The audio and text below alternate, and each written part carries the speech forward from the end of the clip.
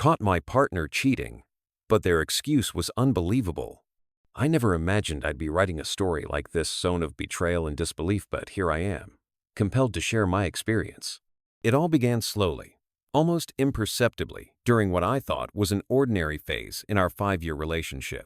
I was 28 at the time, and my partner, who was 26, had been my rock, my confidant, and my inspiration.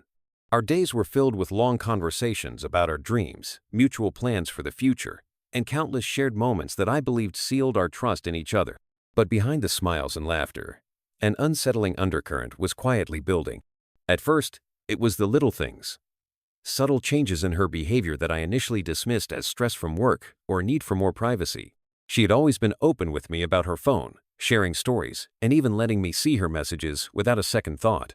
But then, things started shifting. Her phone became an ever-present accessory, almost glued to her hand.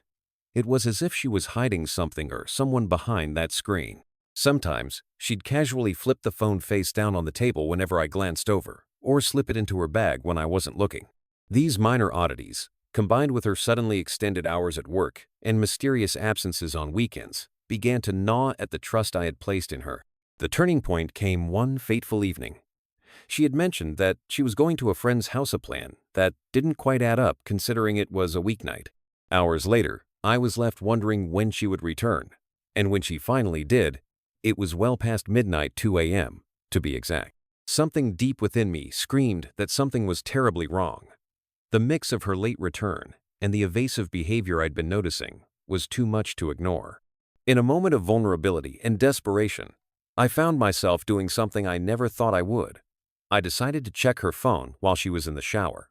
I rationalized that if I wanted to understand the truth, I had to see for myself what was really going on. What I discovered, however, shattered the very foundation of my trust. Amid a series of texts and flirty messages was a name that pierced me like a knife: Tom. The messages were anything but innocent.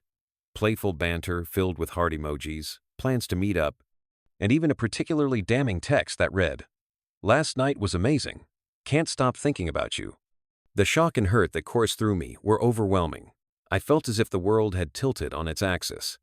I had been blindsided by someone I loved deeply, someone I thought I knew inside and out. The betrayal wasn't just about the act itself, it was the deception, the lies, and the fact that every seemingly innocent gesture was now tainted with falsehoods. When she finally emerged from the shower, steam still clinging to her skin, I confronted her. I could see the panic in her eyes, a flash of guilt that she couldn't hide. I waited for her to dismiss it as a misunderstanding or a joke. But what came next left me utterly speechless. In a voice that trembled with a mix of desperation and nonchalance, she said, "It's not what it looks like. I'm helping him practice flirting because he's bad at talking to women." I stared at her, struggling to process the absurdity of the excuse. My mind raced to reconcile the image of the woman I loved with this bizarre rationalization. "Helping him practice flirting?" I repeated, hoping that maybe I had misheard her. But there was no humor, no trace of irony, only a stark, unsettling sincerity in her tone. The conversation spiraled from there. I pressed further, asking her about the explicit text message that clearly conveyed emotions and intimacy. Yet, she doubled down, insisting that they were merely acting out scenarios. The term felt like a poorly veiled attempt to justify something far more hurtful. In that moment, I felt an overwhelming mix of anger, sadness, and disillusionment. How could someone I trusted look me in the eye and deliver such a preposterous excuse as if it were the most logical explanation in the world? I told her to pack a bag and leave. My mind was already a chaotic storm of emotions. I couldn't bear to listen to any more lies, no matter how absurd they might seem. Despite her desperate pleas and attempts to explain further, I was resolute. I felt as though I had been deceived by someone who had completely lost her sense of self, or at least the self I had come to love and rely on. Now, I'm left with a mess of questions. How do you move on from such a profound betrayal? How do you rebuild trust in a world where the person you loved so deeply could become someone unrecognizable? Part of me mourns the loss of the relationship we once had, the shared dreams and future plans that now seem like distant memories. Yet, another part of me is fiercely determined to regain my sense of self and to heal from this wound. This experience has taught me that sometimes the truth isn't as black and white as we hope it to be. It's murky, painful, and often accompanied by excuses that defy logic.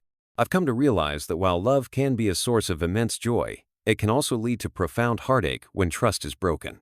The betrayal I experienced wasn't just about physical infidelity. It was about the erosion of the emotional foundation upon which our relationship was built.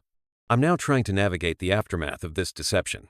Every day is a struggling balancing act between processing the betrayal and figuring out how to move forward. I've sought advice from friends and even strangers online, finding solace in shared experiences and the understanding that I'm not alone in this journey. The healing process is ongoing, and while I don't know what the future holds, I am slowly learning that letting go of someone who has caused such pain is an act of self-love. In sharing my story, I hope to remind others that trust is delicate and must be cherished. Relationships thrive on honesty and transparency, and when those elements are compromised, the consequences can be devastating. I also want to say that it's okay to grieve, to feel lost, and to question everything. In the end, we all deserve to be with someone who not only respects us but is also worthy of our trust. So here I stand, wounded yet resolute, determined to learn from the past and to build a future where deception has no place. It's a long road to recovery, but each day, step by step, I am reclaiming my sense of self and rediscovering what it means to truly trust again.